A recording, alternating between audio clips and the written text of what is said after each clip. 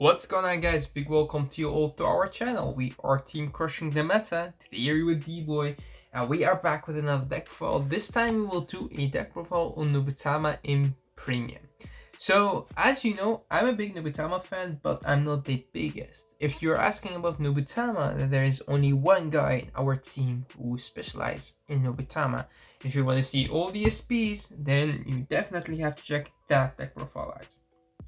The guy that I'm talking about is, of course, Chris, which is also known as Blazing Paladin.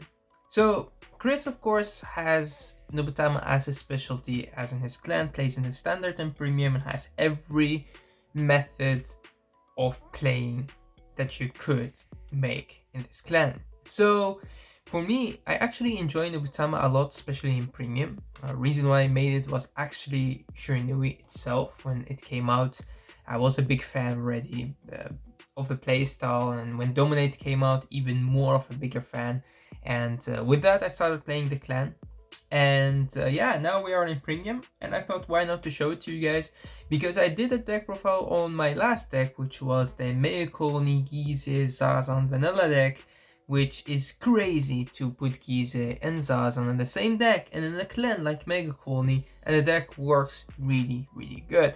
If you haven't seen that deck profile, you can check it out. The link will be in the description section below, or it will be in the same playlist as in our premium deck lists. You can check them out on our channel. If you're new to the channel, subscribe to the channel, like the video, and comment. Alright, let's go through the deck. So, what's the idea behind the deck? This deck actually mixes all the mechanic that you could play in Nubatama. So you pretty much have the token mechanic with a little bit of a discard in it, as when you go through the stride, and you sometimes could dominate. But basically, your strategy is actually to combine Jamie with strides that could give you the multi-attacking option, or get an extra crit, make multiple attacks, or just destroy your opponent's field because you're already destroying their hands.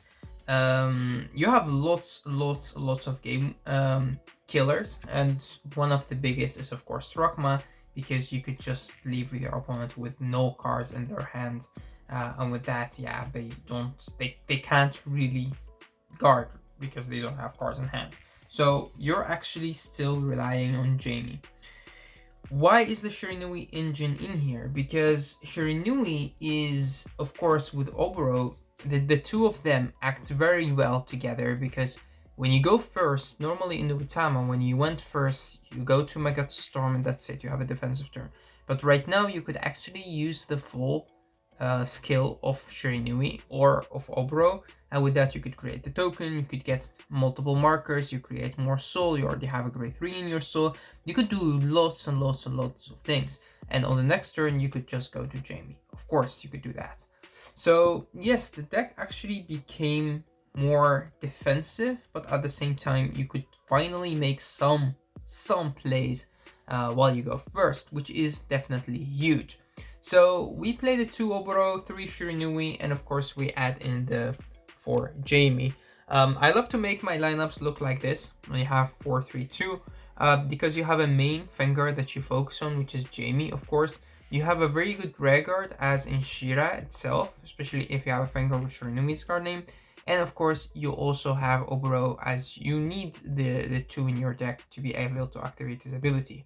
You could also do it differently. You could also add one more copy of Shira and just have 1 Oboro in the deck. But I just don't like the fact that you could draw into him. I don't like the fact that he could end up in your damage, which when you go first, you finally have a play to make, and I love to have the 2 Oboros in my deck. Right, we will not go too much into detail. If you want to know more about the deck, you really need to wait for the deck profile from Chris himself, because he will explain it to you. And although his deck is a little bit different, he will show you multiple decks, and one of them will be very similar to this one as well. Right, so we have the 3 copies of Zangatsu, and then we add in the 3 copies of Genkai. Originally, I didn't play Genkai, I actually played Magatsu Gale. And Gale is really good because he could make an attack and go to Soul. He could get you the draw in the early game, which is also pretty nice. But the thing that I disliked with Gale is that he ate up your counterblasters and also ate up your soul. And you really could not afford to give up soul, because in this deck I have trouble with keeping up the soul. And Genkai, on the other hand, gives you soul, but also he gives power, and he doesn't really cost anything, which makes him really good to just put him on the field and use his ability. So that's why I actually like to have Genkai in the deck. And because his skill is also on place, you could actually use it multiple times a turn when you use it with something like this, because you could just get it back and use it again. Alright, and then we have, of course, the 3 copies of Ungai. I love Ungai, an amazing card. Always have been a fan of Ungai because of the fact that you could reset your opponent's Vanguard and put it back at 11, even less than it was, because nowadays the Vanguards are 13 or 12. So that's really good about him, but also the fact that you could make your own rare guards 11k. And I will show you later on which rare guards I mean. And of course, as you can see, we also run triple rares, double rares, rares, and commons. I love that. And this card is also really, really good. It's one of the cards that are from the newer set. And if you don't know what it does, you just need to wait, because I will go back to these cards and explain a little bit more about their skills. Right, for the grade ones, I will not try to to pronounce all of the names. But we have 3 copies of the Counter Charger, one of the few cards that is definitely stable in Nubatama. Reasons is that this card is very, very, very good. It's a Counter Charger, it helps you to recycle your hand, it could get power. It definitely makes the deck more consistent, but at the same time give you that counter charge that you need to use multiple skills at the same turn. I really don't understand how this card is only a rare. I mean, it's really so good. Then we have 2 copies of Grade 3 Searcher, and we also add 2 copies of the Old Stride Folder, also Grade 3 Searcher. We play 2 on 2, and with that we add 2 and 2. It's just really good to have the 2/2/2. This card, of course, works really good with Ungai and with Cyclone in your G-Zone. Remember that you could not use both, which I will explain later. Of course, we have the Token Creator right here, which is also an amazing good card, but you do need the 2 soul. That's why the Magatsu Gale is out. And yeah, it's a very nice combination, of course, that you have in here, that you could use all of them, which makes your deck very strong. You have, of course, the Stride Folder, the old one, to search you the right Shiranui if you want to. And this one helps you to get the right grade 3 in your hand, or to add a grade 3 to your hand. And because you also play draw triggers in this deck, you could very easily discard them, or you could also call the draw triggers to the field to be able to get rid of them, the same as tokens. Talking about draw triggers, of course, we play the Perfect Guard at 4. I've seen people play the crit, the Sentinel crit, but I actually like the draws. I like to have the 6 draws in this deck. Reasons is that it's very easy to discard it, or just to put it on the field, and this of course helps you to guard. And for the crits, you also have very good crits. This crit is good because it goes to soul, and it gives your Vanguard extra 10k, which makes a difference. The soul makes a difference, and the extra 10k makes a difference. This crit is of course also very good and effective because it lets you stride, which normally in this deck you don't really want to discard your Jamies, definitely not. And of course for the heals, I play 2 on 2. This is pretty much up to you. You could do whatever you like. I like to play the 2 on 2 for the fact that this does still give you the counter charge and a soul charge. And again, both of them are very necessary in this deck because you will burn throughout your resources very fast. And also, it's really good to play the vanilla heals. They do come in handy, especially in the early game, as a 20k shield, but also just as the power that they give is always nice. For the starter, you can play whatever art you like. I love this one the most. Even though if I had the SP, I would still play this card because this is an amazing art. Look at how cute he is. Alright, for the strides, we could go through them as well. We have the new stride. I will not butcher his name, so I will not try to pronounce his name at all. So we play 2. I have felt that sometimes it was necessary to add a 3rd one. But still, I haven't got the chance to use a third one, but sometimes you do feel that if you had a third one, you would use it. For the other strides that you would play, I do play the 2 copies of Atago Lords. It's still a very good card. It helps you to set your opponent at 3 cards. It gets a crit. This card also gets a crit, but you don't always have the right resources to go to him. But most of the time you have at least 1 counterblast to use this card. You do need to remember it's GB2, so you have to stride before him or have used a G guard or something. The same goes for Ninja Lord. It's really good to use him whenever you have more cards face up in your G zone. But Ninja Lord is actually a card that pretty much dominates. And with that, when your opponent is sitting at, let's say, 4 or 5 damage, he would be very good. Especially 5 damage, this card could kill them right there, which is definitely very good. Alright, so then we have, of course, the one and only Mukuro. Here we have a card that has Shiranui in its card name, which is definitely very effective with the new Shiranui. So even if you're chilling on Jamie, it still has a Shiranui name and you could use this card. This is the only stride that has that, that we play in this deck. This is a very effective card to use in this deck. I didn't really have the chance to use more than one in a game, but sometimes you do feel like it, and that's why I also play this card. This is one of the cards that people do not expect. Although it's GB2, I like to go into him sometimes when I don't want to go into this or even that. So this would be the card that you go into. And of course, we play the one Gilgal.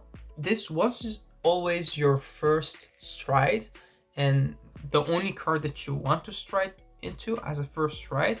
But of course now, because we have him, this is not necessarily your first stride anymore, but it's still very good, especially against clans that like Megaconi and stuff, or like this deck if you play a mirror match. And this is still good because you will get that free stride. That is definitely good. Then we play the one Drachma, again an amazing finisher, one of the best finishers in the deck. Drachma is so effective in this deck because you discard 3 cards, they already only have 4 cards in hand. With that, you leave them with 1 card. Sometimes you could take even that card out with cards like these. And yeah, with that, they have nothing. They have nothing to guard with. If your opponent's chilling on 4 damage or even sometimes 3 damage, this could kill them. As long as you make strong columns, this could kill them. And for the last stride, we play the one Cyclone. Cyclone is good because we do play vanillas in this deck. Remember that Cyclone doesn't work with the token because the token has a continuous ability. So they doesn't work together. That's something that you really want to know.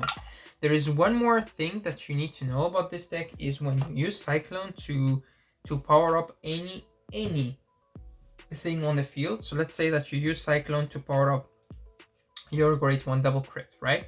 So now you have Cyclone face up, this becomes an 8k.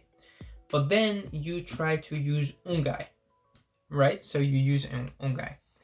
If you make Ungai first 11 and then flip something with him, then yes, the power could go up because he is already have been 11.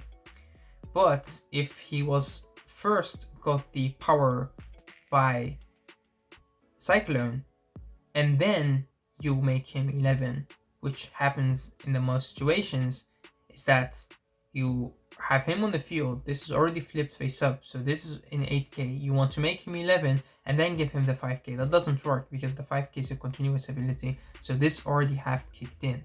So let me give you a situation where this happens. So let's say that you stride into him, right? And you have put stuff on the field, you attacked with them, and now you attack with this. You return all to your hand, you use his ability to flip up the Cyclone, right? And now you call these two. So first you would say, okay, I need to finish his ability, then I go to Cyclone. So I will use his ability to make him 11, make this 11, make my opponent Vanguard 11, and then this ability finished. Now I activate the ability of Cyclone to make him 16 because he gives the extra 5k. That doesn't work. Why doesn't it work? Because Cyclone is a continuous ability. So the moment that you flipped Cyclone, his ability already kicked in, made this card in 8k, and then you make it in 11k.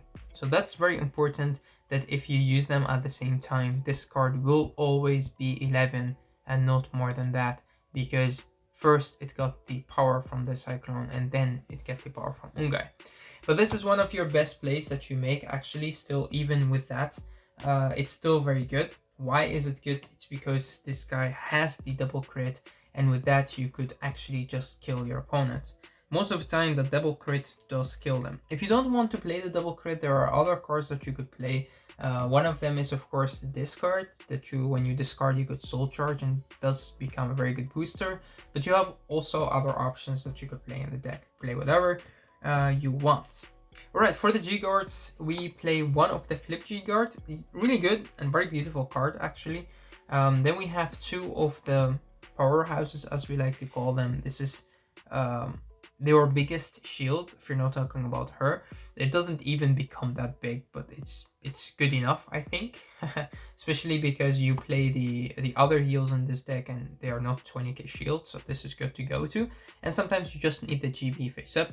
And then we play one of the most irritating G-Guard in the game, which is of course really good. For a Counter Blast and a Soul Blast, you just take one of your opponent's great ones in the back row, and you could just put it on your Guardian Circle, which means that you take out one of their attackers. You could sometimes also just destroy your opponent's formation, destroy your opponent's combo. So this card is really, really good. If you're playing against Nubatama and you need to know what to do, then pretty much do not put great ones in your back row. Just put them in the front row or put great zeros and you'll be good to go. Alright, now we've talked about the G-Guards.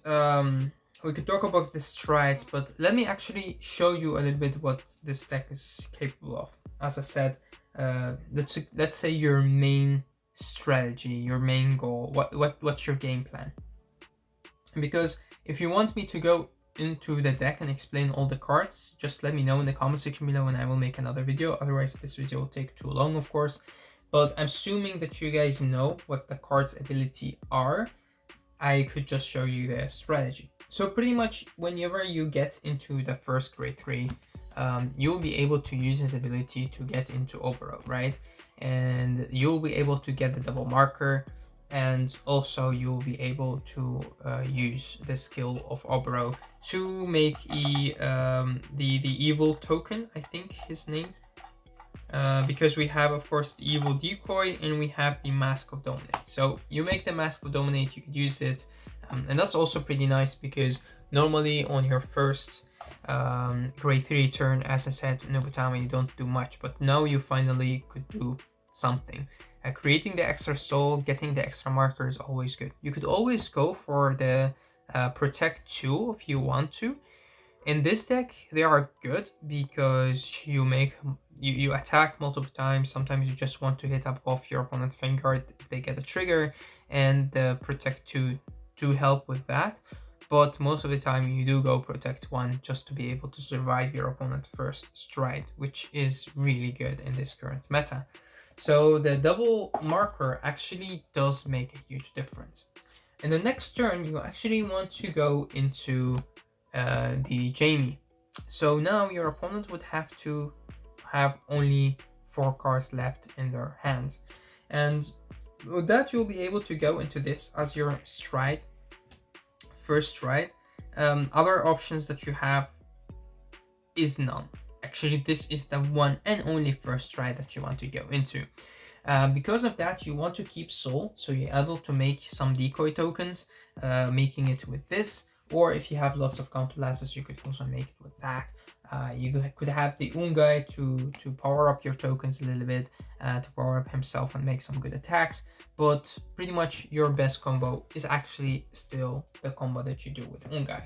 So because now you have GB1, you want to have the Ungai, you want to have the Great One double crit, and you'll be able to call both and use his ability to make this in 11k. And make your opponent's Vanguard in 11k. You could also make this in 11k or make a token that's behind them 11k.